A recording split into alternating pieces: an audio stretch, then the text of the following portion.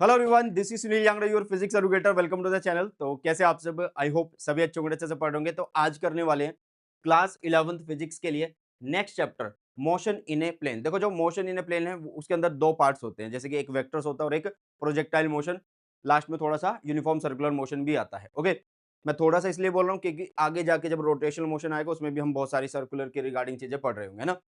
तो इसके दो पार्ट बनते हैं मेन, एक वेक्टर्स और एक प्रोजेक्टाइल। तो वेक्टर्स ऑलरेडी करवा दिया है बेटा जी, चैनल के ऊपर है, लिंक डिस्क्रिप्शन बॉक्स में मिल जाएगा, पूरी प्लेलिस्ट का लिंक मिल जाएगा। और जैसे मैंने बोला है कि अगले 10-15 दिन के अंदर कोशिश करेंगे कि जनवरी लास्ट तक जो है भाई साहब, आप लोगों को पूरा क्लास 11 फिजिक्स का सिलेबस यहाँ पे इस चैनल पे मिल जाए और वन शॉट की फॉर्म में यहाँ पे ये चैप्टर करवाया जा रहा है, जिससे आप एक बेस्ट वाली रिवीजन कर सकते हैं। तो चलिए आगे बढ़ते हैं। और जो बच्चे मेरे साथ लाइव पढ़ना चाहते हैं अनअकैडमी के प्लेटफॉर्म पे, तो भाई साहब उनके लिए एक बढ़िया वाला फास्ट ट्रैक बैच है। क्लास 11 फिजिक्स का इंग्लिश में पढ़ाया जा रहा है, हिंदी इंग्लिश में पढ़ाया जाएगा। और सबसे बढ़िया बात कि इसके अंदर क्या कुछ चीजें मतलब जो मिल रही होंगी वो कितने प्राइस में मिल रही होंगी, सिर्फ 149 में, सिर्फ 149 में मिल रही होंगी। और उसके लिए आप कोड यूज कर सकते हैं सुनील 10। कौन सा कोड आप लोग यूज कर सकते हैं बेटा जी? सुनील 10 को यूज कर सकते हैं। और भाई साहब जो ये कोड लगाओगे तो थोड़ा और 10-15 रुपए का डिस्काउंट मिल जाएगा आप लोगों को, ठीक है। तो लगभग लगभग भाई देख लो, 149 रुपए में आप मेरे साथ लाइव भी पढ़ सकते हैं, जिसमें बहुत सारे ज्यादा से ज्यादा क्वेश्चन करवाए जा रहे हैं। लिंक डिस्क्रिप्शन बॉक्स में मैं डाल दूंगा, एक बार से जरूर से देख लेना। बहुत सारे बच्चे बुक के बारे में पूछते हैं कि सर बढ़िया वाली बुक बता दो। तो भाई किसी और की क्यों बताए, जब अपनी एक बेस्ट बुक है। तो भाई शिवदास के साथ आती है, क्वेश्चन बैंक भी है और सैम्पल पेपर भी है, कॉम्बो भी खरीद सकते हो। लिंक डिस्क्रिप्शन बॉक्स में, एक बेस्ट बुक रहने वाली है। तो अभी चलते हैं हमारे टॉपिक के ऊपर, प्रोजेक्टाइल मोशन के ऊपर बेटा जी, ठीक है। तो जैसे कि मैंने बोला है कि वेक्टर्स जो है बेटा जी ऑलरेडी करवा दिए हैं, तो वेक्टर्स पे नहीं चलेंगे, अभी हम जाएंगे सीधा प्रोजेक्टाइल के ऊपर, ठीक है। तो प्रोजेक्टाइल मोशन क्या होता है बेटा जी? What is the projectile motion? देखो, जब आपने बॉडी को कुछ इस हिसाब से फेंका कि वो कोई एंगल बना के जा रही है ना, मतलब मान लो आप यहाँ पे खड़े हो, आपने बॉडी को ऐसे फेंक दिया तो हॉरिजॉन्टल के साथ कुछ एंगल बना। या आप किसी बिल्डिंग पे खड़े हो, आपने ऐसे फेंक दिया, ठीक है। मान लो सीधा भी फेंक दिया तो वो एक क्या करेगी, रास्ता अपना चेंज कर जाएगी और कुछ ऐसी शेप में आ जाएगी, है ना। तो भाई प्रोजेक्टाइल मोशन है क्या? सबसे पहली बात, जिस बॉडी को फेंका जा रहा है वो प्रोजेक्टाइल होगा। और जब बॉडी वर्टिकल मोशन भी करे और हॉरिजॉन्टल मोशन भी करे तो वो बन जाता है प्रोजेक्टाइल मोशन। क्या बन जाता है बेटा जी? वो प्रोजेक्टाइल मोशन बन जाता है, ठीक है। हॉरिजॉन्टल प्लस वर्टिकल मोशन क्या कहलाएगा? प्रोजेक्टाइल मोशन कहलाएगा। यहाँ पे एक डायग्राम दिख रहा होगा, ये एक्स एक्सिस है, ये वाई एक्सिस है, ठीक है। यहाँ पे एक बॉडी है, ठीक है, जिसको हम क्या बोल रहे हैं? प्रोजेक्टाइल बोल रहे हैं। और ये जो पूरा पाथ बनेगा इसको हम प्रोजेक्टाइल का पाथ बोलते हैं, ठीक है। पूरा प्रोजेक्टाइल का जो ये बन रहा है रास्ता उसको पाथ बोलते हैं। अब ये बॉडी है, उसको विद वेलोसिटी यू के साथ, इनिशियल वेलोसिटी यू के साथ फेंका जाता है और ये हॉरिजॉन्टल के साथ एक थीटा एंगल बना रही है, ठीक है। क्या बना रही है बेटा जी? थीटा एंगल बना रही है। अब ध्यान से देखना, ये बॉडी क्या करेगी? ऊपर जाएगी, मैक्सिमम तक पहुंचेगी, फिर नीचे आ जाएगी। ऐसा क्या हुआ कि ये मैक्सिमम पे पहुंच के नीचे आ गई? देखो, सबसे पहली बात कि जो एक्सेलरेशन ड्यू टू ग्रेविटी है वो नीचे की तरफ, ठीक है। जब भी बॉडी नीचे से ऊपर जा रही है तो उसकी स्पीड घट रही है, घट रही है, घट रही है। सबसे पहले आपको इसके कंपोनेंट्स बना लेने हैं। इधर आ जाएगा हमारा यू cos थीटा, क्योंकि इधर थीटा एंगल बन रहा है, और इधर आ जाएगा हमारा यू sin थीटा बेटा जी, ठीक है। अब ध्यान से देखना, ये वाला जो कंपोनेंट है भाई, इस पे क्या ही फर्क पड़ेगा। तो जो एक्स एक्सिस में कंपोनेंट है यू cos थीटा, वो तो बिल्कुल सेम ही रहने वाला, उस पर कोई भी फर्क नहीं पड़ेगा, ठीक है। क्योंकि एक्सेलरेशन ड्यू टू ग्रेविटी ऐसे है, ठीक है, ऐसे है। ये बॉडी जब ऊपर है, वर्टिकल वाला जो इसका कंपोनेंट है उस पर असर डालेगा। तो वो जो कंपोनेंट है वो u y is equal to कितना है? यू साइन थीटा है। जब ये मैक्सिमम पॉइंट पे पहुंच जाता है, यहाँ पे जाके आप बोल सकते हो कि जो यू साइन थीटा है वो एक तरीके से जीरो हो चुका है। वो कितना हो चुका है बेटा जी? जीरो। उसके बाद फिर से बॉडी नीचे की तरफ आती है, तो धीरे धीरे धीरे धीरे इसकी वेलोसिटी क्या होती है? बढ़नी शुरू हो जाती है, ठीक है। तो कुछ इस तरीके का पाथ यहाँ पे आप लोगों को मिल रहा होता है। तो यहाँ पे आप लोग देख सकते हैं कि यहाँ पे कोई भी एक्सेलरेशन नहीं होता है, किस डायरेक्शन में भाई? हॉरिजॉन्टल डायरेक्शन में कोई भी एक्सेलरेशन नहीं हो, क्योंकि बॉडी ऊपर जाके नीचे आ रही है, बॉडी ऊपर जाके नीचे आ रही है, बस ये हो रहा है ना। चलो, अब ये जो है ये मैक्सिमम हाइट होगी, इसको हमने एच बोल दिया है। अब यहाँ पे सबसे पहले हमें करना क्या होता है? सबसे पहले हमें यहाँ पे करना क्या होता है बेटा जी? उस चीज को हम यहाँ पे देख लेते हैं, ठीक है। उस चीज को हम यहाँ पे देख लेते हैं। सबसे पहले आप लोगों को टाइम ऑफ फ्लाइट यहाँ पे फाइंड आउट करना है। ट्रेजेक्टरी भी निकालनी होती है बट उसको बाद में लास्ट में देख लेंगे। बट अभी के लिए टाइम ऑफ फ्लाइट पे बात करते हैं। What is the time of flight? Time of flight होगा कि बॉडी कितनी देर हवा में रही। जब यहाँ से यहाँ पहुंची, तो वो कितनी देर हवा में रही, उस टाइम को बोला जाता है टाइम ऑफ फ्लाइट। क्लियर है? टाइम ऑफ फ्लाइट उसको बोला जाता है। और उसके लिए आप एक सिंपल सा इक्वेशन है, ठीक है? आपको टाइम जब भी निकालना तो एस वाली इक्वेशन यूज कर लो, डिस्प्लेसमेंट वाली, एस यू टी प्लस में हाफ ए टी स्क्वायर, ठीक है? Half a t square.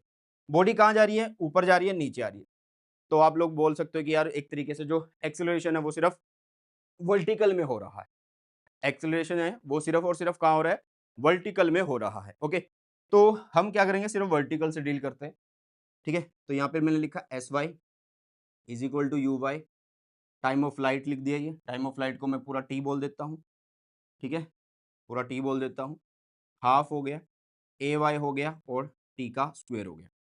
देखो ध्यान से, एस वाई बॉडी यहां से चली, यहां पे नीचे आ चुकी है। अब मुझे ये बताओ कि वर्टिकल में उसने कितना जो है भाई साहब, कितना जो है डिस्प्लेसमेंट कर लिया, क्योंकि ये क्या है? वाई। वर्टिकल में तो कोई डिस्प्लेसमेंट हुई नहीं, क्योंकि जहां से चली वो वहीं आ रही है, उसी लेवल पे तो है। तो एक तरीके से ये जीरो हो गया। यू वाई की वैल्यू कितनी है यार? यू वाई की वैल्यू है u sine theta. Time of flight कितना बेटा जी? टी। ओके, माइनस लिख दूंगा 1/2। क्यों लिख दूंगा? क्योंकि एक्सेलरेशन जो एक्स एक्सिस में, सॉरी वाई एक्सिस में हो रहा है वो ऐसे। नीचे कौन सा एक्सिस बताया था लास्ट लेक्चर में? जी, है ना? नीचे की तरफ तो नेगेटिव, तो इसलिए यहाँ पे प्लस की जगह जी आ चुका है, और वो भी नेगेटिव आ चुका है ना? और टाइम का स्क्वायर, इसको इधर ले आओ। ये क्या बन गया? Half g t square is equal to u sine theta बेटा जी। तो मतलब अगर मुझे टी चाहिए, ठीक है? एक मिनट, इधर टी भी तो है, ये टी से ये टी काट देंगे, तो अगर मुझे टी चाहिए तो ये बन जाएगा 2u साइन थीटा बाय में जी बन जाएगा, साइन थीटा बाय में जी बन जाएगा। तो आप लोग मैच कर सकते हैं, 2u साइन थीटा बाय में जी बेटा जी। ये हो गया हमारा टाइम ऑफ फ्लाइट। ये हो गया हमारे पास क्या बेटा जी? टाइम ऑफ फ्लाइट हो चुका है बेटा जी। ओके, क्लियर है इतनी बातें? यस और नो? फटाफट से एक बार बताइए सही बच्चे। ओके, कमेंट सेक्शन में बता दिया करो कोई भी अगर दिक्कत आ रही हो आप लोगों को, ठीक है? तो टाइम ऑफ फ्लाइट की बात होगी। अब बात करते हैं मैक्सिमम हाइट की। मैक्सिमम हाइट की, हाइट मतलब कब जो बॉडी है, जब वो मैक्सिमम हाइट पे पहुंच रहा है, मतलब जहां पे जाके उसकी वेलोसिटी एक वर्टिकल वाली जीरो हो रही है, वो वाली हाइट मैक्सिमम होगी, है ना? तो आपको वो फाइंड आउट करनी है। तो उसके लिए आप सिंपल सी इक्वेशन यूज करिए, v square minus u square is equal to 2as बेटा जी। अब जो वर्टिकल में लिखना है तो y के लिए लिख सकते हो आप ऐसे, है ना? वर्टिकल में लिखना तो आप इसको y के लिए ऐसे लिख सकते हो, है ना? अब ध्यान से देखना सभी महानुभाव, बॉडी क्या कर रही है? यहां से चली, यहां पे पहुंच रही है मैक्सिमम, तो ये मैक्सिमम इज कितना? h। ओके, ये मैक्सिमम कितना? h। क्या फाइनल वेलोसिटी उस पॉइंट पे जाके जीरो हो रही है? यस। माइनस यू का स्क्वायर, यू का स्क्वायर मतलब u square sine square theta is equal to कितना भाई? 2। 2 acceleration due to gravity y axis में तो नेगेटिव माइनस जी। एस की वैल्यू कितनी है? एस की वैल्यू कितनी है? एच है बेटा जी, एच। यहां से डिस्प्लेसमेंट मापो ऊपर की तरफ, ऊपर इज क्या? पॉजिटिव। ऊपर इज क्या? पॉजिटिव बेटा जी, ठीक है? तो इसलिए पॉजिटिव एच आ गया। तो ये से ये कट गया, तो आप लोगों के पास क्या बचा? आपके पास एच बचा कितना? You square sine square theta by में 2g बेटा जी। तो ये आ गया आप लोगों के पास relation, u square sine square theta by में 2g बेटा जी। क्लियर है? टाइम ऑफ फ्लाइट आ चुका है, टाइम आपका जो ये मैक्सिमम हाइट है ये भी आ चुका है। ओके, ट्रेजेक्ट्री अगर देखनी है तो उसको भी एक बार से देख लेते हैं। ट्रेजेक्ट्री के लिए हम सिंपल क्या करेंगे? ट्रेजेक्ट्री के लिए हम सिंपल क्या करेंगे? एक काम करते हैं, यहाँ पे निकाल लेते हैं ट्रेजेक्ट्री को, फिर रेंज समझा दूंगा। तो ट्रेजेक्ट्री मतलब कैसा पाथ वो फॉलो करने वाली है बेटा जी, ठीक है? तो अभी ध्यान से देखना कि अगर मैं लिखूं एस की इक्वेशन, जो कि है कैसे लिखी जाएगी एस की equation? S is equal to u t plus में हाफ ए टी स्क्वायर से इसको लिख लेते हैं, ठीक है? अब ध्यान से देखो कि अगर मैं इसको एक्स एक्सिस के लिए लिखूंगा तो एक्स एक्सिस में कोई भी एक्सेलरेशन नहीं हो रहा, तो ये वाला पोर्शन जीरो हो जाएगा। तो एक्स एक्सिस में मान लो इधर की साइड उसने डिस्टेंस कवर किया एक्स, इधर कौन सा कंपोनेंट है एक्स एक्सिस में? यू कोस थीटा, ठीक है? और उसको कवर करने में कितना टाइम लगा? मान लो टी टाइम लगा। तो ये हो गया भाई आप लोगों के पास एक इक्वेशन, ठीक है? अगर मैं इसको y के लिए लिखूं, y के लिए कैसे लिखी जाएगी? y के लिए इसको कैसा लिखा जाएगा बेटा जी? ध्यान से देखना। अगर मान लो मैं इसको लिखूं कि कोई भी एस वाई लिख दिया, इसको यहाँ पे यू वाई लिख दिया, यहाँ पे टी लिख दिया, यहाँ पे 1/2 ए वाई टी का स्क्वायर लिख दिया, ठीक है? अब एस वाई मान लो कोई भी इसने डिस्टेंस कवर किया, वाई एक्सिस में मान लो कोई भी डिस्टेंस इसने कवर कर लिया, यू वाई की वैल्यू कितनी है, यू साइन थीटा है, टाइम हमने लिख दिया टी, प्लस 1/2 ए वाई की value is minus of g, t का स्क्वायर। ठीक है, यहाँ से आप टी निकाल लो ना, यहाँ से हम टी निकालेंगे तो क्या बनेगा, एक्स अपॉन में यू कोस थीटा बन जाएगा। क्या बन जाएगा बेटा जी, टी निकालेंगे तो एक्स अपॉन में यू कोस थीटा बनेगा, यहाँ पे पुट कर देते हैं तो y is equal to u sine theta into t, t की वैल्यू इज एक्स अपॉन में कितना है, यू कोस थीटा है, माइनस हो गया 1/2 जी, टी की वैल्यू कितनी है बेटा जी, एक्स स्क्वायर बाई में हो गया u square cos square theta. ठीक है, तो u से u कैंसल और ये बन जाएगा आप लोगों के पास x tan थीटा, क्योंकि sine by cos is tan theta, minus हो गया 1/2 जी एक्स स्क्वायर, नीचे हो गया u square cos square theta. Clear है बेटा, तो ये इक्वेशन आ गई जो कि आपको पैराबोला शो कर ही रही है ना। चलिए, तो यहाँ पे आप लोगों के सामने है क्या बेटा जी, ये ट्रेजेक्ट्री की इक्वेशन है। अब आ जाते हैं हॉरिजॉन्टल रेंज पे। हॉरिजॉन्टल रेंज क्या होती है, what is the horizontal range भाई साहब। देखो यार, अभी बॉडी क्या कर रही है, ध्यान से सुनना, अभी बॉडी क्या कर रही है, अभी बॉडी यहाँ पे है, सॉरी यहाँ पे, तो ये यहाँ से जब फेंकी गई यहाँ पे पहुंच गई, तो यहाँ से यहाँ एक हॉरिजॉन्टल में इसने डिस्टेंस कवर किया, जिसको हम बोलते हैं रेंज। ठीक है, क्या बोलते हैं इसको, हम रेंज बोलते हैं। क्या बोलते हैं बेटा, जिसको रेंज बोलते हैं। व्हाट इज दिस, रेंज, याद रखना। ठीक है, मतलब मैक्सिमम, मतलब मैक्सिमम तो क्या ही, सिर्फ ये याद रखो कि हॉरिजॉन्टल में कितना डिस्टेंस कवर हुआ, वो बोलते हैं हॉरिजॉन्टल रेंज। अब हॉरिजॉन्टल में हो रहा है, उसको रेंज बोलते हैं। ठीक है जी, आर से डिनोट कर दिया। हॉरिजॉन्टल में कितनी वेलोसिटी यूज हो रही है भाई, यूएक्स वाली, वही तो वेलोसिटी यूज हो रही है। अच्छा, अब जब उसने रेंज निकालनी है, रेंज कैसे निकालोगे, जब बॉडी यहाँ पे पहुंच गई है, जब बॉडी यहाँ पे पहुंच रही है तो इसका मतलब वो पूरा टाइम लेके आई है, पूरा टाइम ऑफ फ्लाइट लेके आई है। यस, पूरा टाइम ऑफ फ्लाइट लेके आई है, तो टाइम ऑफ फ्लाइट को हम यहाँ पे लिख देंगे, क्योंकि आपको रेंज अगर निकालनी है, डिस्टेंस अगर निकालना है, तो वेलोसिटी इंटू टाइम करोगे, वेलोसिटी इंटू टाइम कर दोगे बेटा जी, यस और नो। चलो जी, तो आर हुआ, यू एक्स कितना है, u cos theta, you cos theta, और टाइम ऑफ फ्लाइट कितना है बेटा जी, अभी निकाल के आए थे पीछे, ध्यान से एक बार से देख लीजिए, ये रहा टाइम ऑफ फ्लाइट आप लोगों के सामने, 2u साइन थीटा बाय जी बेटा जी। ठीक है, 2u साइन थीटा बाय में जी। तो अभी ध्यान से देखना कि r हुआ, क्या बना, 2u स्क्वायर, या इसको ऐसे लिख लो, u स्क्वायर 2 साइन थीटा, ठीक है, कोस थीटा बाय में हो गया जी। अब मुझे ये बताओ, ये जो है ये क्या ट्रिग्नोमेट्री से आप सोल्व नहीं कर सकते। 2 साइन थीटा कोस थीटा को मैं कैसे लिख सकता हूँ, 2 साइन थीटा कोस थीटा को मैं कैसे लिख सकता हूँ बेटा जी। देखो ध्यान से, जो 2 साइन थीटा है कोस थीटा है, उसको कैसे लिखा जा सकता है, साइन 2a से, मतलब आपने पढ़ा होगा ये फॉर्मूला कि 2 साइन ए को साइन 2a से लिख सकते हैं। तो आप r को लिख सकते हो कैसे, यू स्क्वायर साइन 2 थीटा, नीचे आ गया जी।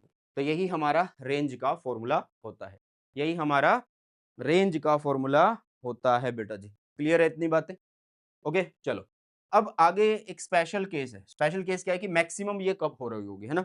तो मैक्सिमम के लिए आप ऐसा भी कर सकते हैं कि जैसे हमने लिखा आर, जिसकी वैल्यू कितनी आई है, you square sine 2 theta by में जी, मैच कर लो एक बार, यही है ना, you square sine 2 theta by में जी।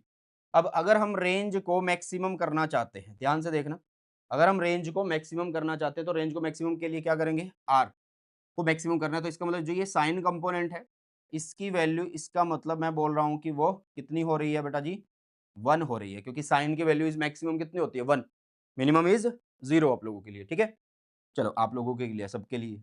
चलो, तो इसका मतलब वो तब हो सकता है जब एंगल की वैल्यू कितनी हो रही होगी, कहीं ना कहीं 90 होगी, मीन्स थीटा कितना है उस टाइम पे, 45 डिग्री है। तो ये बेटा जी केस होता है कि अगर मान लो आप हॉरिजॉन्टल के साथ 45 डिग्री का एंगल बना के प्रोजेक्टाइल को फेंक रहे हो, तो उस टाइम पे आर जो है वो मैक्सिमम बन जाता है। ठीक है, मतलब ज्यादा डिस्टेंस कवर होगा इस कंडीशन में। क्लियर है, ठीक है। तो इसको आप बदल सकते हो कैसे, आर मैक्सिमम किस फॉर्म में लिख सकते हो, आर मैक्सिमम को लिख सकते हो u square sine 2 theta is what, sine 2 theta is what, 1 हो चुका है, तो ये 1 हो गया, नीचे आ गया सीधा सा जी बेटा। क्लियर है, तो ये मैक्सिमम रेंज का फॉर्मूला होता है, ये मैक्सिमम रेंज का फॉर्मूला होता है। अब यहाँ पे ध्यान देने योग्य बात लिखी हुई है कितनी बात लिखी हो बेटा जी, ध्यान देने योग्य बात लिखी हो, DDYB। क्या कहता है, when range is not maximum, मान लो रेंज मैक्सिमम नहीं है, there will always be two values of angle of projection at which we get the same ranges if you is same in both the case. मतलब ये बोल रहा है कि मान लो मैक्सिमम रेंज वाला केस भूल जाए, छोड़ दो उसको, ठीक है। अगर हम u को सेम रखें, अगर हम u को सेम रखो, किसको सेम रखें, अगर हम u को सेम रखें तो हमें अलग अलग एंगल पे जो है भाई साहब रेंज सेम मिल रही होगी। जैसे कि मान लो मैं 30 डिग्री पे फेंक रहा हूँ, मुझे एक रेंज की वैल्यू मिली, हॉरिजॉन्टल रेंज की। मैंने 60 डिग्री पे फेंक दिया तो भी मुझे उसी u से फेंक दिया तो मुझे सेम रेंज की वैल्यू मिल रही है, ठीक है। ये बात इसने बोली है, बट एक चीज का झोल है, देखो क्या बोला इसने। मैंने बोला कि 30 डिग्री पे फेंका और मैंने दूसरा 60 डिग्री पे फेंका, तो मतलब ये 90 का जोड़ होना चाहिए। किसका जोड़ होना चाहिए, एक तरीके से 90 का जोड़ होना चाहिए, 90 का जोड़ होना चाहिए, ठीक है बेटा, समझ में आया। चलो तो वही चीज यहाँ पे करेंगे, आगे करेंगे उस चीज को, ठीक है। वैसे तो आनी चाहिए थी यहाँ पे, ठीक है, नहीं तो फाइंड आउट करके देख लो क्या दिक्कत है। मान लो आपने क्या किया, आर लिखा, आर 30 पे निकाल रहे हैं, ठीक है। आर की वैल्यू कितनी है भाई, यू स्क्वेयर साइन 230, मतलब 2 और 30 मल्टीप्लाई है तो 60 हो गया, और नीचे कितना हो गया बेटा जी, जी। अब साइन 60 की वैल्यू कितनी, 0, 30, 45, 60, अंडर रूट 3/2। तो यहाँ पे आ गया आप लोगों के लिए कितना, आर 30 पे जो वैल्यू आई है वो आ गई अंडर रूट 3/2, और जी पहले से पड़ा हुआ है, ठीक है। अब मैं क्या करता हूँ कि यहाँ पे R30 की जगह, अब मैं R30 की जगह 60 ले लेता हूँ, ठीक है। मैंने पहले बोला 90 जोड़, 90 का जोड़, है ना। तो यहाँ पे आ जाएगा यू स्क्वायर, रेंज ही निकाल रहे हैं अब हम, कितना है, साइन 260, 60 मतलब 120 हो गया, 120 बाई में जी हो गया। 120 को सोल्व कैसे करें, आप इसको ऐसे सोल्व कर लो कि साइन 180 माइनस 60 अगर मैं लिख देता हूँ तो क्या ये साइन 120 बनेगा। तो इसका मतलब ये बदलेगा नहीं क्योंकि 180 में से है, और 180 minus second quadrant is plus में ही रहेगा, तो साइन 60 वही अंडर रूट 3 में 2 आ रहा है। तो आपके पास वैल्यू दोबारा से वही आ रही है। R60 के लिए कितनी है वैल्यू बेटा जी, यू स्क्वायर यहाँ पे कितना होगा, under root 2, sorry under root 3/2, और यहाँ पे जी है, यहाँ पे कितना बेटा जी, जी रहने वाला है। क्या बातें इतनी समझ में आई है, फटाफट से एक बार मुझे बता दीजिए सभी बच्चे, जल्दी से सभी महानुभाव, ओके क्लियर। तो ऐसे अलग अलग रेंज पे वैल्यू सेम होने वाली है, बट यू सेम होना चाहिए मैक्सिमम का अगर केस ना ले।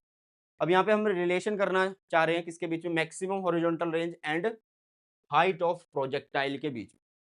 रेंज को कैसे लिखा जाता है यार, u square sine 2 theta by g से लिखा जाता है। हाइट को किससे लिखा जाता है, you square sine square theta by 2 जी से लिखा जाता है। अगर यहाँ 2 आ गया तो नीचे 2 मत लिखना, अगर यहाँ इसकी पावर में 2 आ गया तो ये नीचे भी पावर में बना दो, याद रखना है, ठीक है। चलो जी, अब ध्यान से देखो क्या बोल रहा है भाई, ये साइन 2 थीटा बाई जी, ये साइन स्क्वायर थीटा बाई 2 जी, हम इनके बीच में एक रिलेशन निकालना चाहते हैं। मैक्सिमम रेंज कितनी हो सकती है, वही 45 डिग्री पे होगी, अभी सिखाया, कितनी होगी, यू स्क्वायर बाई जी होगी। तो उसी थीटा पे अगर हम देखें, उसी थीटा पे अगर हम देखें, ध्यान से देखो, थीटा कितना 45 डिग्री, उस थीटा 45 को अगर मैं हाइट में पुट करूं, ये साइन 45 का स्क्वायर हो रहा है, मतलब 1/√2 का स्क्वायर है। तो नीचे एक 2 चला जाएगा, 1/2 नीचे रहेगा, मतलब वो 4 हो गया, ये बन जाएगा, ठीक है। अब ध्यान से देखो कि इसका और इसका क्या रिलेशन हो सकता है। भाई इतना पोर्शन ये रेंज हो गया ना, तो ये रिलेशन बन सकता है, ये रिलेशन बन सकता है भाई कि आर मैक्सिमम जो है वो क्या बनेगा, वो 4 टाइम्स ऑफ हाइट होगा। क्लियर, समझ में आ रही है चीजें या नहीं आ रही है भाई।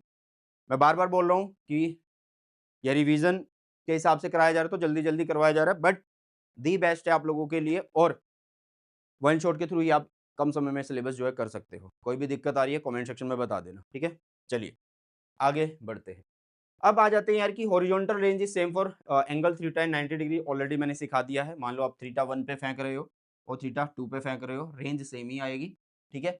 और क्यों आएगी, क्योंकि थीटा 1 प्लस थीटा 2 इनका सम जो है वो 90 डिग्री हमें कंसीडर करना है। मतलब अगर आप 30 डिग्री पे फेंक रहे हो तो दूसरा एंगल 60 होगा। अगर आप किसी भी और एंगल पे फेंक रहे हो, मान लो 35 पे, तो फिर 65 नहीं 55 पे सेम आने वाली है, मतलब उनका सम 90 होना चाहिए, ठीक है। ये ऑलरेडी मैंने सिखा दिया है तो डोंट वरी। चलो ये सारी वैल्यू सिखा दी है कि कैसे होगी, कि रेंज कैसे सेम होने वाली है। वो सारी बात यहाँ पे सिखा दी है, तो रेंज बराबर ही होगी, वो कोई दिक्कत वाली बात नहीं। अब मान लो मुझे क्या करना है, वेलोसिटी ऑफ पार्टिकल निकालना है। क्या निकालना है बेटा जी? अब मुझे निकालना है velocity of particle at any time T निकालना है, ठीक है? कहाँ निकालना है? एट एनी टाइम टी निकालना है। फिर क्या करेंगे? फिर क्या करेंगे भाई साहब? ध्यान से देखो। एनी टाइम टी का मतलब क्या है कि मान लो प्रोजेक्टिल को फेंका, वो ऊपर गई। इस टाइम पे मान लो मैंने पूछ लिया कि इस टाइम टी पे मुझे आप वेलोसिटी बता दो कितनी है, ठीक है? इस टाइम टी पे मुझे आप वेलोसिटी बता दो कितनी है। भाई ध्यान से देखना कि इधर कितनी वेलोसिटी है, इधर कितनी वेलोसिटी, इधर तो वही वेलोसिटी जो इधर जा रही थी, मतलब ये u cos थीटा है। सॉरी यहाँ v लिखा बट u cos थीटा आएगा। ठीक है कि इस साइड कौन सा कंपोनेंट है? u cos theta. इस साइड कौन सा कंपोनेंट है यार इस पोर्शन पे? ये तो हमें नहीं पता। सर यही तो होगा जो v sin u sin theta है, वही तो होगा जो u sin थीटा है, वही तो होगा जो u sin थीटा। जी नहीं, सुनो ध्यान से यार, क्या होगा उसकी बात को समझो पहले, वो क्या कहना चाह रहा है। भाई मान लो यहाँ से बॉडी चली तो इस टाइम पे इधर एक कंपोनेंट था ना, वो धीरे धीरे कम भी तो हुआ है एक्सेलरेशन ड्यू टू ग्रेविटी की वजह से। तो पहले हमें उसको फाइंड आउट करना होगा। उसको फाइंड आउट करेंगे v is equal to u plus a t से। y एक्सिस में निकालना है कंपोनेंट, तो वो बन गया u y, है ना? तो यहाँ पे कितना आ जाएगा y, y माइनस हो जाएगा g और ये हो जाएगा t, किसी भी टाइम t पे, क्योंकि एट एनी टाइम t वो निकाल रहा है। तो वी वाई की वैल्यू होगी यू वाई कितना है? U sine theta minus g T. तो ये वैल्यू होगी भाई उस टाइम पे, वेलोसिटी की ये वैल्यू होने वाली है। ये देखो, ये वैल्यू होने वाली है उस टाइम पे। क्लियर है? समझ में आया? समझ में आया? भाई इस पार्टिकल मतलब इस टाइम टी पे, इस टाइम टी पे आप बोलोगे इधर एक वेलोसिटी है फाइनल, इधर एक इनिशियल वेलोसिटी है। तो वी एक्स तो वही है जो यू एक्स है, उसी के बराबर है। वी वाई कौन हो गया? ये हो गया। ठीक है? अब ध्यान से देखना कि एक जा रहा है उधर, एक जा रहा है इधर। तो क्या हम इनका अच्छा पहले इसको वेक्टर फॉर्म में कैसे लिखते हैं वो देख लो। देखो मैंने लिखा यू साइन थीटा है, कितना है बेटा जी? यू साइन थीटा, और ये है माइनस जी टी, बट ये वी वाई है और ये वी एक्स है। तो इसको कैसे लिखेंगे? इसको रब कर रहा हूं मैं, स्क्रीनशॉट ले लो। चलो अब ध्यान से देखो, एक को आपने ऐसे लिखा वी एक्स और एक को आपने ऐसे लिखा वी वाई से। वेक्टर फॉर्म में अगर लिखूंगा तो इधर तो वी वेक्टर, एक minute, v vector is equal to कितना? वी एक्स वेक्टर प्लस में वी वाई वेक्टर होगा, यही होगा ना? इधर वी एक्स कितना है? इधर वी एक्स कितना है बेटा जी? वो है यू कोस थीटा, बट ये थीटा इज एक मैग्नीट्यूड है, तो वेक्टर बनाने के लिए यहाँ पे कंपोनेंट लगा देंगे, है ना? तो वेक्टर बन गया।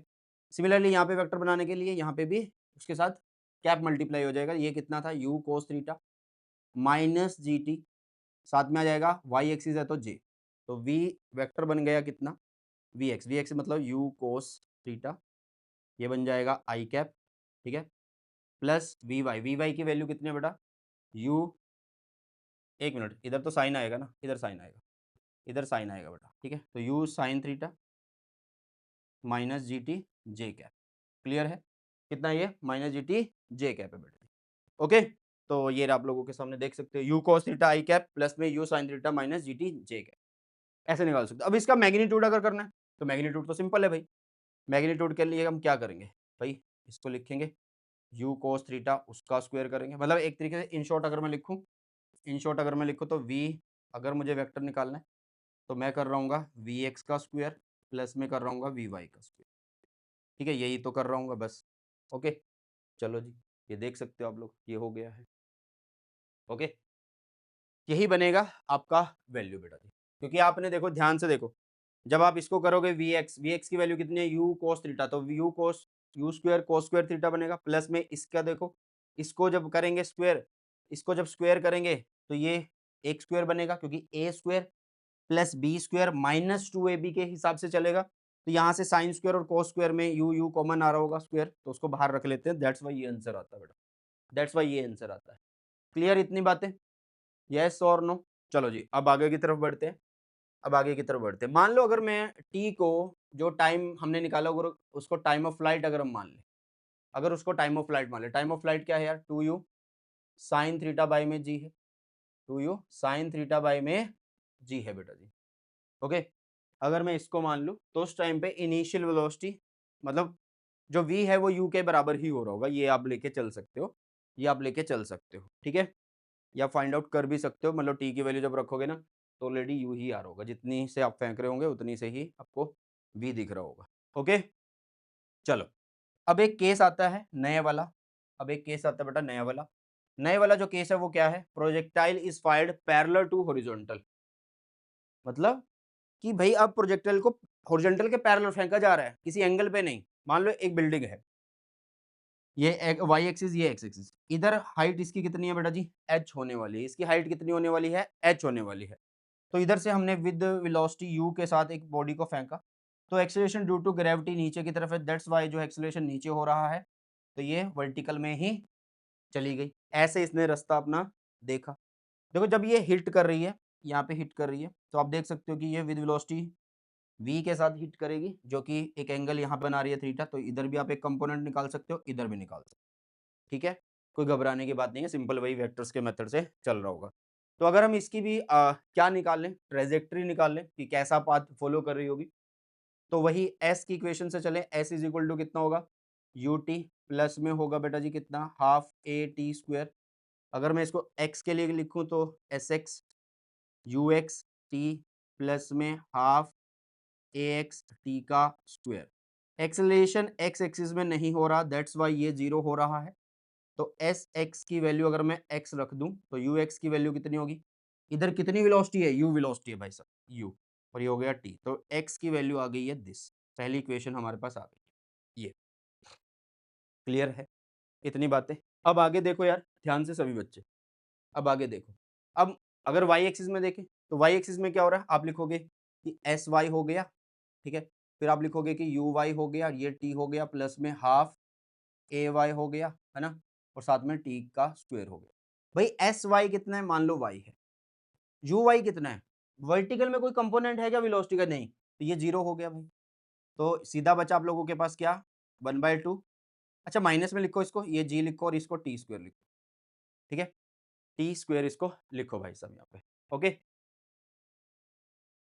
ओके ओके ओके, एक मिनट रुको, एस वाई हो गया, एस वाई इज कितना, माइनस में ही लिखेंगे यार, क्योंकि हमारे पास क्या ही दिक्कत है, मोशन इन वाई एक्सिस अगर हम कर रहे हैं, तो यहाँ पे हो गया यू वाई प्लस में ए वाई, ये दिस, और जी की वैल्यू हमने नेगेटिव में अगर नीचे की तरफ ले रहे होंगे तो हमारे पास हो जाएगी, क्योंकि वाई की वैल्यू भी हम कैसे ले रहे होंगे, वाई की वैल्यू यहाँ से ले रहे होंगे ना, ये ओरिजिन होगा हमारे पास, ये ओरिजिन होगा हमारे पास, तो नीचे की तरफ कितनी वैल्यू है, माइनस वाई, ठीक है, क्योंकि वहाँ जहाँ से फेंक रहे होते हैं उसको ओरिजिन मानना होता है, ठीक है।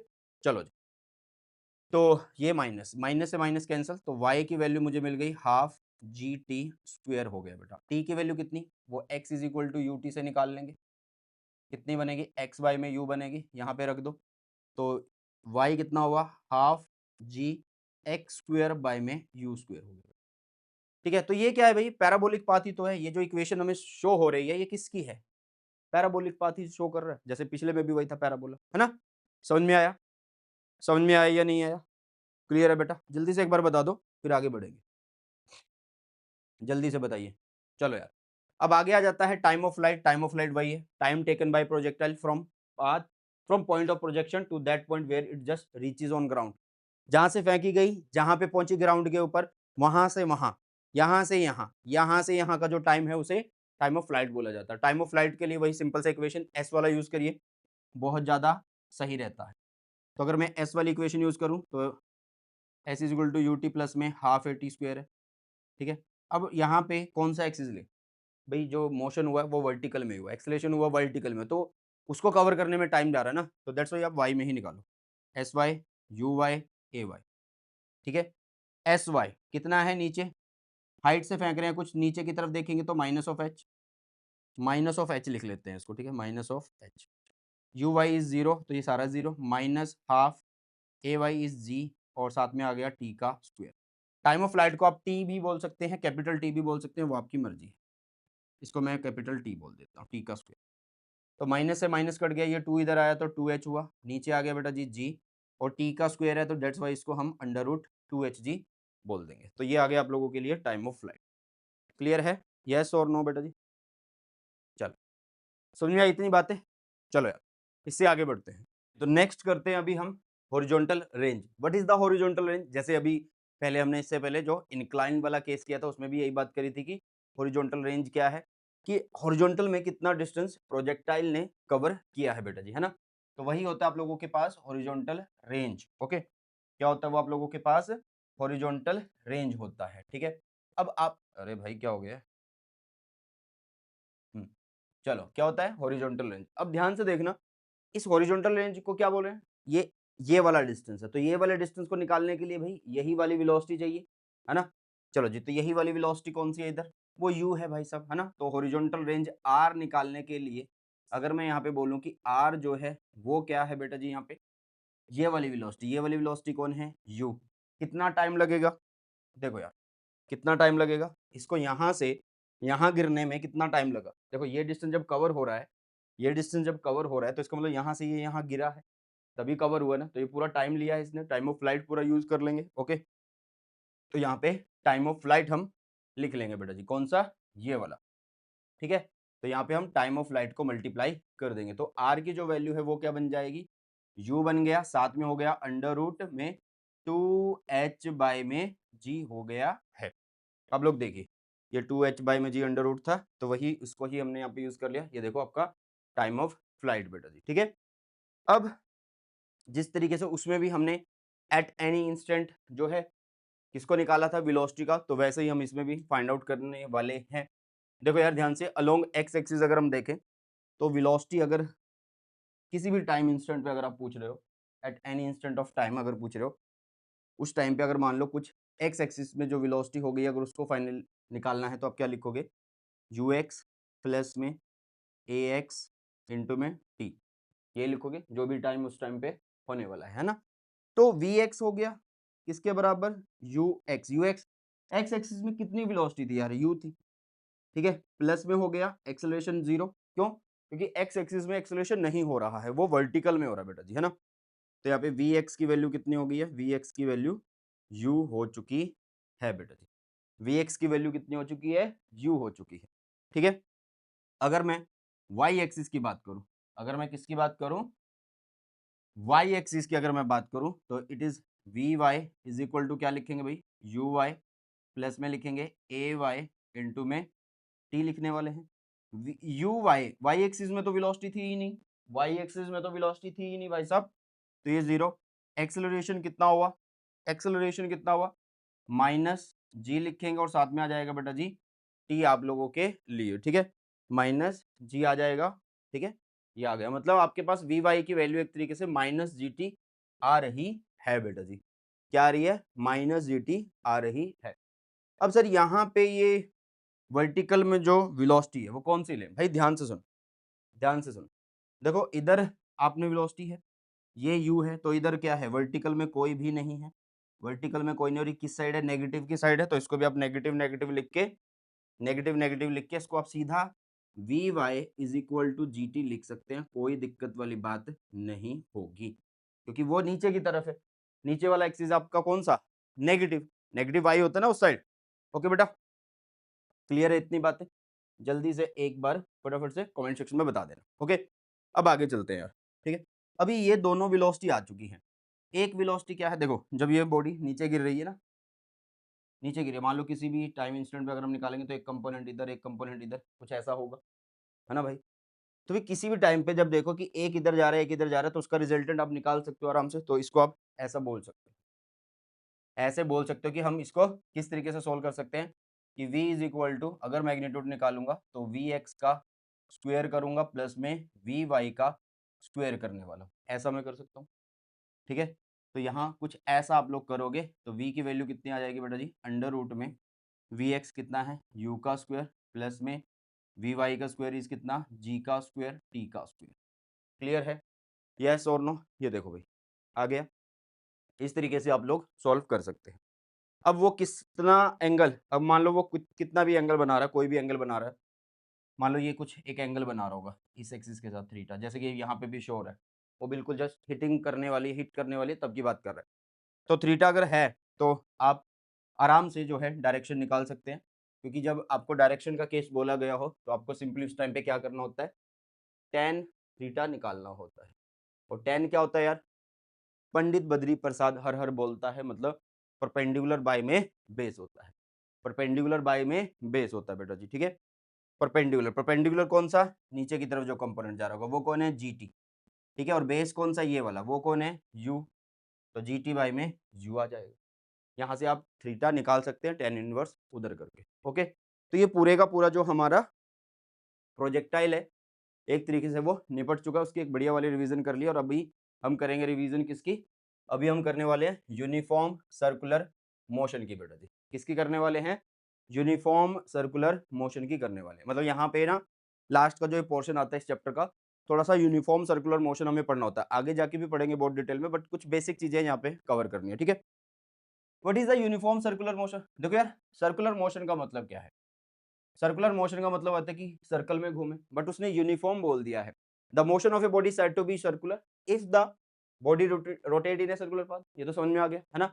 The circular motion is said to be uniform. इस सर्कुलर मोशन को यूनिफॉर्म कब बोला जाएगा, इस सर्कुलर मोशन को यूनिफॉर्म कब बोला जाएगा बेटा जी, वो तब बोला जाएगा जब क्या होगा, बॉडी रोटेट करेगी किसी एक सर्कुलर पाथ में विद कांस्टेंट वेलोसिटी या फिर कांस्टेंट स्पीड आप लोग बोल सकते हो, ये ज्यादा अच्छा रहेगा क्योंकि डायरेक्शन तो हर बार बदल रही है उसकी।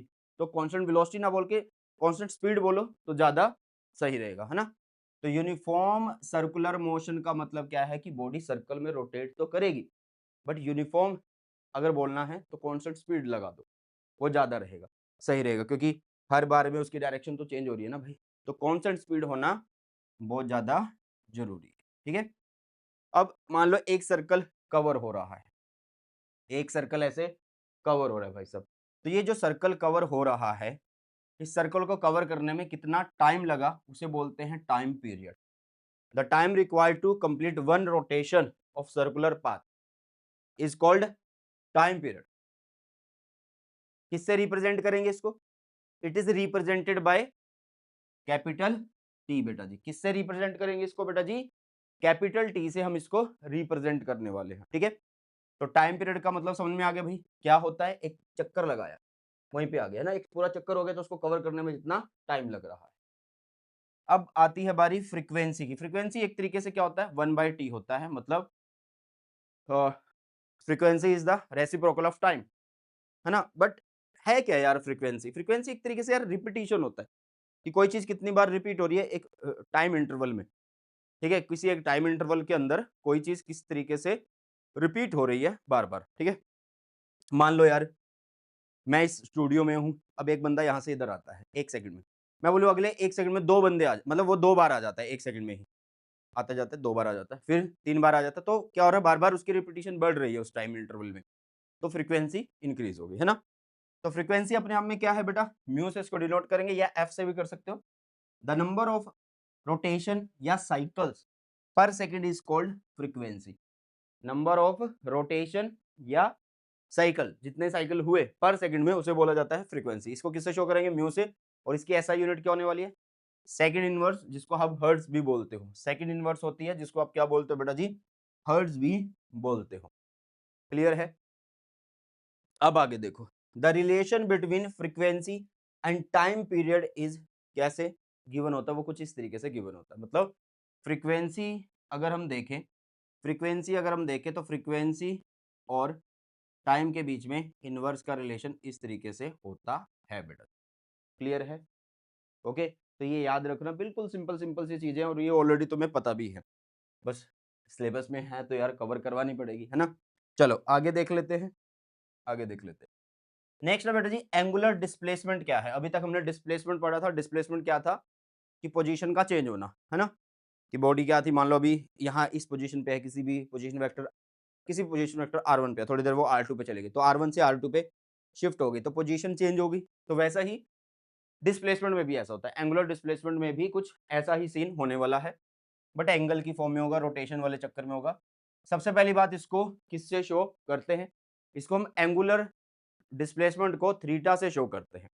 किससे शो करते हैं बेटा जी, एंगुलर डिस्प्लेसमेंट को हम थीटा से शो करते हैं। ठीक है, क्या होता है ये ध्यान से देखना। अभी बॉडी क्या है यार, अभी बॉडी मान लो यहाँ पे है, इस पोजीशन पे है, उसके बाद थोड़े टाइम बाद, कुछ टाइम लिया इसने, ये यहाँ पे पहुंच गई, तो इसने एक एंगल को ट्रेस कर लिया, एक एंगल इसने कवर किया है ना। तो the angle traced out by radius vector at the centre of circular path is called angular displacement. ये रेडियस वेक्टर ही तो है, यही तो ट्रेस कर रहा है भाई इस तरीके से, तो ये एंगुलर डिस्प्लेसमेंट हो रही है। ये क्या हो रही है बेटा जी, एंगुलर डिस्प्लेसमेंट हो रही है। क्लियर है इतनी बातें? इतनी बातें क्लियर है भाई? ये एंगुलर डिस्प्लेसमेंट हो रही है। ये क्या बन गया इसका? आर्क बन गया। तो मतलब जो थीटा हम लिखेंगे वो क्या होगा? आर्क बाय में रेडियस होने वाला है। थीटा जो होगा वो आर्क बाय में रेडियस होगा बेटा जी। ओके, अब आर्क कौन है? आर्क ये एस है भाई, ए बी है, तो इसको हमने एस लिखा, रेडियस कितना है? आर। तो इस तरीके से थीटा का फॉर्मूला हमारे पास आ गया है। ओके, इस तरीके से थीटा का फॉर्मूला जो है हमारे पास आ चुका है। ओके, चलो अब आगे की तरफ चलते हैं, बढ़ते हैं। अब आर क्या है वो तो पता ही है, रेडियस है जिस सर्कल में वो घूम रहा है उसका। और ऐसा यूनिट क्या बनेगी? ऊपर क्या है? डिस्प्लेसमेंट है। नीचे आप लोगों का भी एक तरीके से मीटर की मतलब जैसे कि वो डिस्टेंस है आर है। तो बहुत सारे बच्चे बोलेंगे ऊपर मीटर नीचे मीटर, कट कर दो, खत्म है ये यूनिट लेसन। नहीं, ऐसा नहीं है, थीटा है ये रेडियन में मापा जा रहा है यहाँ पे। ठीक है, किसमें मापा जाएगा बेटा जी? रेडियन के अंदर ये मापा जाएगा। रेडियन के अंदर ये मापा जाएगा। हाँ, ये एक वेक्टर क्वांटिटी है। जिस तरीके से डिस्प्लेसमेंट होती थी वैसे ही एंगुलर डिस्प्लेसमेंट भी एक वेक्टर क्वांटिटी है। अगर ये वेक्टर क्वांटिटी है तो इसकी डायरेक्शन भी होगी। और डायरेक्शन किस तरीके से दी जाती है बेटा जी? डायरेक्शन दी जाती है राइट हैंड स्क्रू रूल से। मतलब देखो, सिंपल सा तरीका करते हैं। मान लो बॉडी यहाँ से यहाँ घूमी है, ठीक है, तो आप एक यहाँ पे ऐसे स्क्रू रखो और इसको उसी दिशा में घुमाओ, उसी दिशा में घुमाओ इसको जिस दिशा में ये घूमा है ना? या फिर आप ऐसा कर सकते हो, अपना राइट हैंड लो, जिस दिशा में इसका रोटेशन हुआ फिंगर्स को करो डायरेक्शन आपकी तरफ, ये जो अंगूठा है ये डायरेक्शन शो कर देगा। क्लियर है? ठीक है, डायरेक्शन जो है वो इस रूल से भी कर सकते हैं या राइट हैंड थंब रूल से भी कर सकते हो, राइट हैंड थंब रूल से।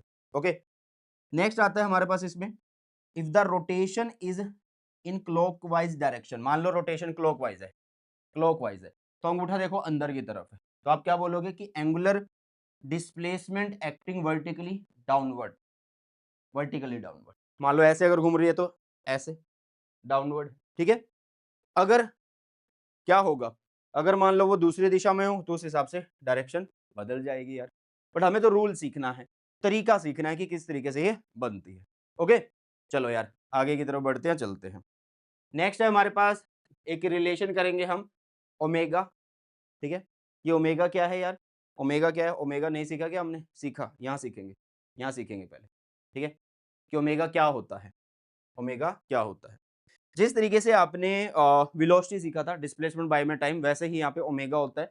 और ओमेगा क्या होता है बेटा जी? ओमेगा होता है हमारे पास कि एंगुलर डिस्प्लेसमेंट बाय में टाइम। ठीक है, मतलब चेंज इन एंगुलर पोजीशन, इस तरीके से बोल दो, नीचे कितने टाइम में वो कवर हो रहा है, नीचे कितने टाइम में वो कवर हो रहा है बेटा जी। ओके, तो इस तरीके से आप लोग बोल सकते हैं, कर सकते हैं। तो ओमेगा की वैल्यू हो गई थीटा बाय में टी। ठीक है, थीटा बाय में टी हो चुकी है। अब मान लो अगर एक सर्कल को आप लोग कवर कर रहे हो, अच्छा टॉपिक क्या है कि हम रिलेशन निकाल रहे हैं किस किस के बीच में? हम रिलेशन निकाल रहे हैं ओमेगा, फ्रीक्वेंसी एंड टाइम के बीच में। मान लो अभी एक चक्कर ऐसे पूरा हो गया है, तो इसका मतलब पूरा कितना एंगल कवर हुआ यार? 2 पाई एंगल कवर हो गया है ना? कितना एंगल कवर हो गया बेटा जी? 2 पाई कवर हो गया। मतलब ओमेगा को आप ऐसे लिख रहे थे थीटा बाय में टी करके, तो अब क्या लिखोगे? Omega is equal to theta. Theta कितना हो गया? रोटेशन होगी 2 पाई की, पूरा एक सर्कल हो रहा है तो 2 पाई कर दिया, पूरा एक सर्कल हो रहा था 2 पाई, नीचे हो गया पूरा सर्कल को कवर करने में जो टाइम लगा टी। तो 1 बाई टी क्या होता है? फ्रीक्वेंसी। तो ओमेगा की वैल्यू कितनी आ गई भाई? 2 पाई फ्रीक्वेंसी आ चुकी है, 2 पाई फ्रीक्वेंसी आ चुकी है बेटा जी। क्या इतनी बात समझ में आई है? फटाफट से एक बार सभी बच्चे मुझे बता दो, क्या इतनी बात समझ में आई है यार? फटाफट से। चलो, तो ये रिलेशन बन चुका है भाई साहब किस किस के बीच में? ये रिलेशन बन चुका है आप लोगों का ओमेगा एंड फ्रीक्वेंसी के बीच का। ठीक है, तो यहाँ पे टाइम पीरियड के बीच का भी आ चुका है। अगर हम इसको ओमेगा और 2 पाई बाई टी की फॉर्म में लिखें तो भी आप इस तरीके से लिख सकते हैं, या फ्रीक्वेंसी में लिखना चाहते हो तो ऐसे लिख सकते हैं। ठीक है, नेक्स्ट वही एंगुलर वेलोसिटी क्या होता है, ऑलरेडी बता ही दिया है कि एंगल कितना टर्न हुआ नीचे, कितने टाइम में ये बन रहा है। ओके, अब इसी तरीके से ये भी एक वेक्टर क्वांटिटी होती है। ये भी एक क्या होती है? Vector quantity. बट उससे पहले मैं बता दूं कि इसकी एसआई यूनिट क्या होगी भाई? ऊपर क्या है? थीटा, तो रेडियन पर सेकंड होने वाली है। क्या होने वाली है? रेडियन पर सेकंड होने वाली है बेटा। ओके, चलो। अब जैसे मैंने बोला ना कि वेलोसिटी, जैसे हमने सिंपल पढ़ा था motion in a straight line के अंदर कि जो वेलोसिटी है वो एक क्या होता है, वो एक वेक्टर क्वांटिटी होता है। तो वैसे ही ये एंगुलर वेलोसिटी भी क्या है, हमारे पास एक वेक्टर क्वांटिटी होने वाली है। क्या होने वाली है बेटा जी? वेक्टर क्वांटिटी ये होने वाली है। ठीक है। अब मान लो कोई ऑब्जेक्ट है, वो क्या कर रहा है, सर्कुलर मोशन में चल रहा है। ठीक है, मान लो सर्कुलर मोशन में चल रहा है, ऐसे चल रहा है, ऐसे चल रहा है वो। ठीक है, तो आपको क्या करना है, अपनी फिंगर को उसके मोशन के साथ दिखाना है। तो जो अंगूठा होगा वो उसकी किसको शो करेगा, वेलोसिटी को शो करेगा। सर डिस्प्लेसमेंट, एंगुलर डिस्प्लेसमेंट की डायरेक्शन भी यही थी। अरे तो भाई यही तो था, डिस्प्लेसमेंट की डायरेक्शन क्या थी, जो सिंपल लीनियर लीनियर डिस्प्लेसमेंट की जो डायरेक्शन थी वो क्या थी, इनिशियल से फाइनल पे जा रहे हैं तो इधर से इधर एरो करते थे, मिला देते तो एरो लगा देते थे फाइनल की तरफ, है ना। ऐसा ही यहाँ पे हो रहा है कि मतलब जिस वेलोसिटी की भी डायरेक्शन वही थी कि जिस दिशा में डिस्प्लेसमेंट हुआ वही हमारा वेलोसिटी की डायरेक्शन है, ऐसा यहाँ पे है, यहाँ पे भी वैसा ही है। In the direction of revolution of the object, the direction in which your thumb points will be the direction of angular displacement and also the direction of the angular velocity. यही तो बोला है भाई। ठीक है, चलो अब आ जाते हैं रिलेशन एक कर लेते हैं किस किस के बीच में भाई साहब, किस किस के बीच में। एक मिनट रुको यार, एक मिनट। हम्म, चलो अभी करने वाले relation between the linear velocity and angular velocity. ठीक है, क्या होता है लीनियर वेलोसिटी और एंगुलर वेलोसिटी के बीच का रिलेशन। उसके लिए मतलब लीनियर वेलोसिटी को किससे शो करेंगे यार, v से।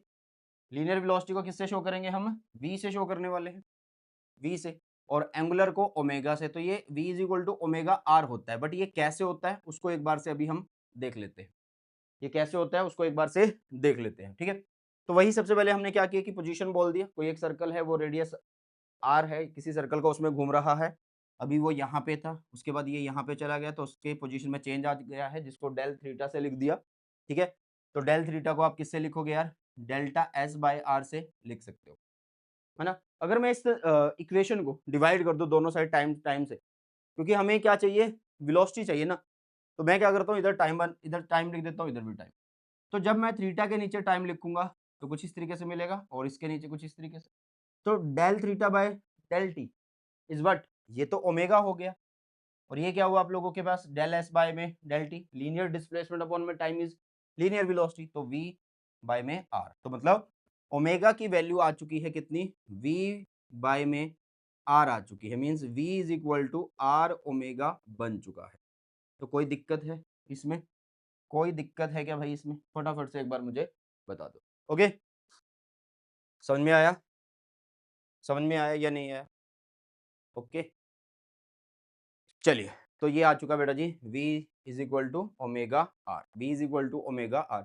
या यहाँ पे ये लिमिट्स वगैरह दे रहा है, तो लिमिट्स वगैरह को आप इस तरीके से भी शो कर सकते हो कि जो डेल थीटा है by d t delta t है वो डिफरेंशिएशन की फॉर्म में या डिफरेंशियल फॉर्म में भी लिखे जा सकते हैं, डिफरेंशिएशन या डिफरेंशियल फॉर्म में भी लिखे जा सकते हैं बेटा जी।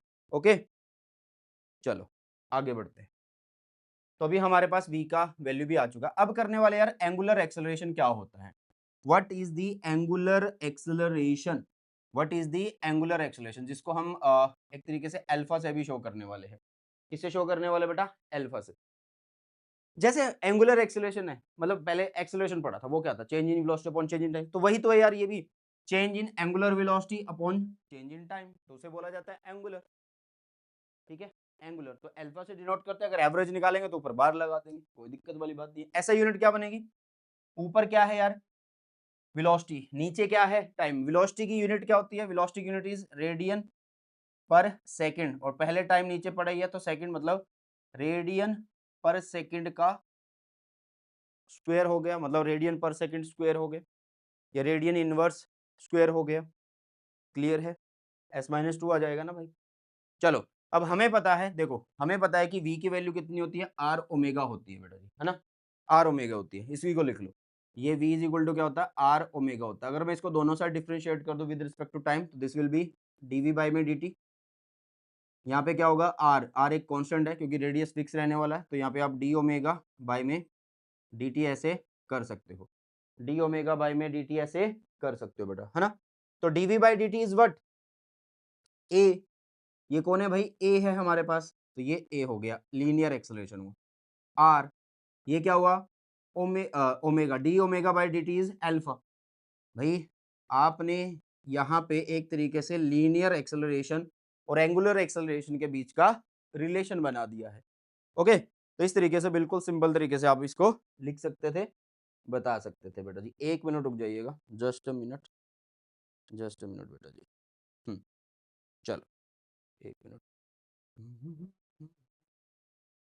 चलो अब बढ़ते हैं आगे। तो ये रिलेशन आप लोगों को अच्छे से याद कर लेना है कि ए is equal to r alpha होगा। अब आ जाते हैं टेंजेंशियल एंड नॉर्मल एक्सेलरेशन के ऊपर, जो कि बहुत ज्यादा इंपॉर्टेंट है। What is the tangential acceleration and what is the normal acceleration बेटा जी, है ना।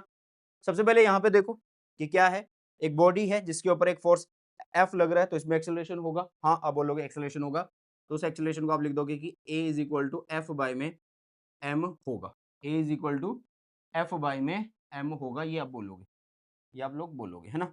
चलो जी, ये बोल दिया, ओके। तो आप बोल रहे हो कि लीनियर एक्सेलरेशन हो चुका है, ठीक है यार। अगर मान लो फोर्स आपने किसी एंगल पे लगाई, मतलब हॉरिजॉन्टल के साथ एक थीटा एंगल बन रहा है, तो इस फोर्स के आप दो कंपोनेंट बना सकते हैं। हाँ, इधर कौन सा होगा, कोस कंपोनेंट होगा, मतलब एफ कोस हो गया, और नीचे की तरफ कुछ दूसरा कंपोनेंट ऐसे कौन है, साइन थीटा है। ऐसे कौन है, साइन थीटा है, ओके। ये सारी चीजें यहाँ पे फिक्स है। देखो ध्यान से देखना कि जो आप लोगों के पास एफ कोस थीटा है, वो एक्ट कर रहा है along the direction of motion. जिस दिशा में मोशन होना था वो उस दिशा में लाई कर रहा है। अच्छा, ये क्या है भाई, ये इसके परपेंडिकुलर है, एक्ट परपेंडिकुलर। तो क्या ये परपेंडिकुलर वाला कुछ काम करके देगा क्या, हमने वर्क डन पढ़ा हुआ है वैसे। वैसे अभी हमने अपने चैनल पे अभी तक कवर नहीं किया वर्क डन, बट वैसे पढ़ा हुआ है कि वर्क डन क्या होता है, फोर्स इनटू डिस्प्लेसमेंट। तो ये वाली फोर्स क्या ही काम करके देगी यार, बताओ। ये वाली फोर्स क्या करेगी, देखो हम जानते हैं, वी नो दैट कि perpendicular force can not do work. Displacement इधर फोर्स ऐसे 90 डिग्री, तो W जीरो, है ना, मूविंग ऑब्जेक्ट के ऊपर कोई भी काम नहीं कर सकती। If no work is done, no change in kinetic energy. भाई अगर मतलब काम हुआ ही नहीं, हम काम क्यों कराते हैं, यहाँ पे एक कुर्सी रखी है, अगर इसके ऊपर मैं फोर्स लगाता हूँ, काम करता हूँ, तो ये चल पड़ी है ना। इस किताब को अगर मैं उठा के यहाँ रख दूँ ऐसे, ठीक है, उठा के ऐसे रख दूँ भाई, तो इसका मतलब क्या है, मैं इसके ऊपर काम कर रहा हूँ, तो इसकी काइनेटिक एनर्जी को बदल रहा हूँ। तो जब काम नहीं हुआ तो काइनेटिक एनर्जी भी बदली नहीं, ठीक है, काइनेटिक एनर्जी बदली नहीं। किस बॉडी को बदली क्यों नहीं यार, क्योंकि काम नहीं हुआ। फोर्स जिस दिशा में लग रही है, जिस दिशा में डिस्प्लेसमेंट हो रहा, फिजिक्स के हिसाब से वो काम जीरो हो रहा है ना। चलो, if no work is done, no change in kinetic energy will take place due to this force and hence it is unable to change the speed of the particle. मतलब ये वाला जो फोर्स है ना, ये इसकी स्पीड में कोई बदलाव नहीं ला सकता, ये इसकी स्पीड में कोई बदलाव नहीं ला सकता, बट कुछ तो बदलाव लाएगा, कुछ तो बदलाव लाएगा भाई। क्यों भाई, इससे कुछ नहीं फर्क पड़ने वाला, इस वाले फैक्टर से कोई फर्क नहीं पड़ेगा, इसकी स्पीड में कोई फर्क नहीं पड़ेगा, इससे फर्क पड़ेगा। मान लो कोई चीज इस दिशा में चल रही है, उसी दिशा में फोर्स लगा दो, उसकी स्पीड बढ़ेगी ना उस दिशा में, ओके।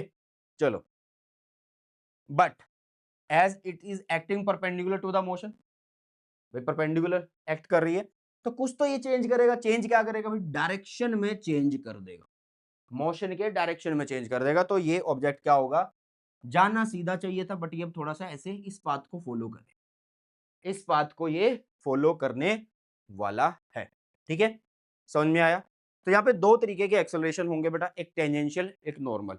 तो जो टेंजेंशियल एक्सेलरेशन है, कौन सा, एटी, टेंजेंशियल एक्सेलरेशन, उसको हम लिखेंगे किससे बेटा जी, एफ कोस थीटा बाय किससे, जितना यहाँ पे उसका मास होने वाला है। क्यों, क्योंकि भाई देखो ये ऐसे है, तो एक तरीके से आप इसका टेंजेंट ले रहे हो, ठीक है, समझ में आ गई।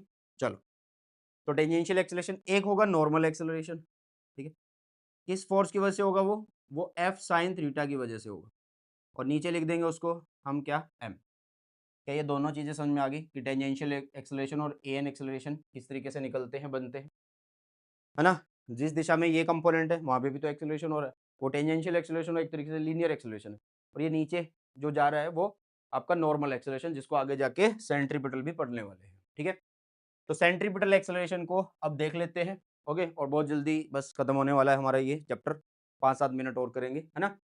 तो सेंट्रीपिटल एक्सेलरेशन क्या है, इसका एक बढ़िया वाला डेरिवेशन करते हैं, ठीक है, बढ़िया वाला डेरिवेशन करते हैं। वैसे तो आपको सिर्फ मैं सिंपल ये भी बता सकता था, कि ये रहा भाई आप लोगों का टेंजेंशियल एक्सेलरेशन, ठीक है, ये रहा आप लोगों का टेंजेंशियल एक्सेलरेशन बेटा जी। ओके, चलो इसके बाद खत्म है, ये बाकी चीजें सारी खत्म। चलो सेंट्रीपिटल एक्सेलरेशन कैसे करेंगे। अब देखो यार, मान लो कोई भी पार्टिकल किसी सर्कल में घूम रहा है जिसकी रेडियस कितना है सर्कल का, आर है, और ये किस तरीके से घूम रहा है भाई, इस तरीके से घूम रहा है, इसकी डायरेक्शन तो हर बार चेंज हो रही है ना, क्या हो रही है, डायरेक्शन तो हर बार क्या हो रही है, चेंज हो रही है। In uniform circular motion the velocity is क्या हो रही है, लगातार चेंज होती रहेगी। There must be only the centripetal and normal acceleration, यहाँ पे सिर्फ और सिर्फ कौन सा एक्सेलरेशन होगा, सेंट्रीपिटल बोलो या नॉर्मल एक्सेलरेशन बोलो। क्यों, क्योंकि जो ऊपर वाली फोर्स है ना, वही उसको सर्कल का मोशन दे रही है यार, तो मतलब एक तरीके से सेंटर पे फोर्स लग रही है, तो दैट्स वाई नॉर्मल एक्सेलरेशन यहाँ पे हो रहा होगा। बट वो कैसे होता है उसको देख लेते हैं। मान लो अभी P से वो यहाँ पे आ चुका है, तो वो एक छोटा सा एंगल कवर कर रहा है भाई, डेल्टा थीटा, ठीक है, तो उसको हम कैसे लिख सकते हैं यार, मतलब अगर मैं यहाँ पे एक्सेलरेशन लिखूंगा तो उसको आप अल्फा को बना के लिख सकते हैं कि क्या होता है अल्फा, कितना वेलोसिटी में चेंज आया, कितना रेडियस है, ठीक है, बट उस बात पे नहीं जाते हैं। हम एक चीज करते हैं कि हम इसको एक छोटे से टाइम इंस्टेंट के लिए लिख लेते हैं, छोटे से टाइम इंटरवल के लिए लिख लेते हैं, ठीक है, छोटे से टाइम इंटरवल के लिए लिख लेते हैं, शॉर्ट इंटरवल ऑफ टाइम के लिए लिख लेते हैं। ये मूव हो जाता है किसी दूसरे पॉइंट क्यू, इस टाइम इंटरवल के दौरान जो वेलोसिटी है changes by an equal amount, velocity changes by an equal amount, ठीक है। तो भाई मतलब वेलोसिटी इस टाइम पे कितनी हो गई है, वो हो गई है कि बाद, मान लो यहाँ पे वेलोसिटी p थी, बाद में वो q पे चला गया, तो p मतलब फाइनल को लिखेंगे पहले, q माइनस p हो गया, ओके, q माइनस p हो गया। तो एक्सेलरेशन क्या हुआ उस टाइम पे, जो हमारा एक्सेलरेशन होता है उस टाइम पे, तो आप बोलोगे कि जितना वेलोसिटी में चेंज आया अपॉन में जितना टाइम लिया, है ना, ये सिंपल, अभी तक सिंपल एक्सेलरेशन लिखा है। अब ध्यान से देखना कि जैसे ही मान लो आपने टाइम इंटरवल को और ज्यादा छोटा किया, तो कुछ ऐसा नहीं लग रहा तुम्हें, कुछ ऐसा नहीं लग रहा कि भाई मान लो कि अगला भी पॉइंट यहीं से शुरू होगा, अगर टाइम इंटरवल बिल्कुल छोटा ले ले, तो इसका मतलब ये वाली लाइन और अगली वेलोसिटी दोनों एक दूसरे के लगभग पैरेलल हो रही होंगी, और ये वाला जो डिस्टेंस होगा एक तरीके से इनके परपेंडिकुलर होने वाला है। तो Vp एंड Vq जो होंगे वो ऑलमोस्ट पैरेलल हो जाएंगे, एंड उनका जो डिफरेंस है डेल्टा टी वो almost perpendicular to the both of them होगा, और उसकी डायरेक्शन किधर होगी, सेंटर की तरफ ही होने वाली है ना। Hence, instantaneous acceleration which is in the same direction as delta v, उसे बोला जाता है, हम क्या बोलते हैं, सेंट्रीपिटल एक्सेलरेशन बोलते हैं बेटा, ठीक है। बट अभी तक इन्होंने बोला है कि सिर्फ इसकी डायरेक्शन सेंटर की तरफ है, तो उस साइड एक एक्सेलरेशन होगा, ठीक है। तो therefore A particle moving with constant speed around a circle is accelerated toward the centre, वो हमेशा सेंटर की तरफ एक्सेलरेट होता है, ठीक है बेटा। ये बिल्कुल जो अलग बुक है, जेई की बुक है, नीट की बुक है, उनसे छांट के कंटेंट तुम्हारे लिए लाया गया है, ठीक है। समझ में आ गई इतनी बात, ओके।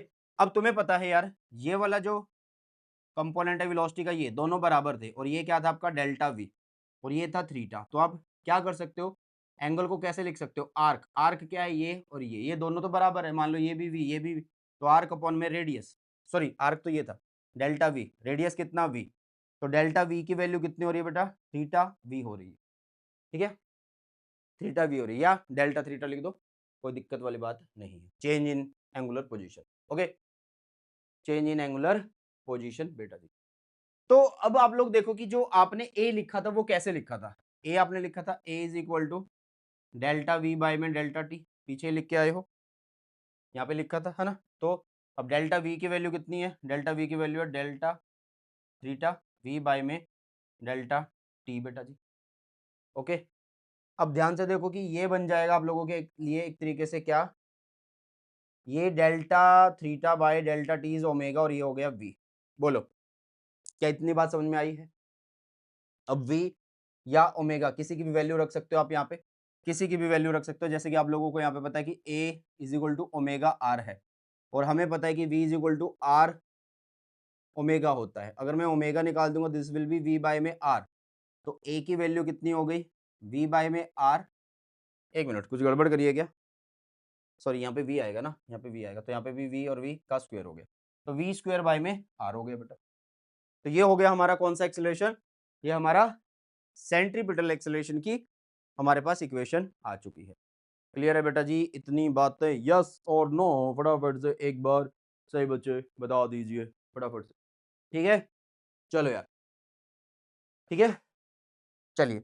अगर मान लो यार कि यहाँ पे अभी क्या था, ये कांस्टेंट स्पीड से चल रहा था, मान लो अगर सर्कुलर मोशन किसी वेरिएबल स्पीड से होगा तो टेंजेंशियल एक्सेलरेशन हो गया भाई, एक मिनट, टेंजेंशियल एक्सेलरेशन हुआ, और एक आपका रेडियस की तरफ, मतलब जो कौन सा है, सेंट्रीपिटल है।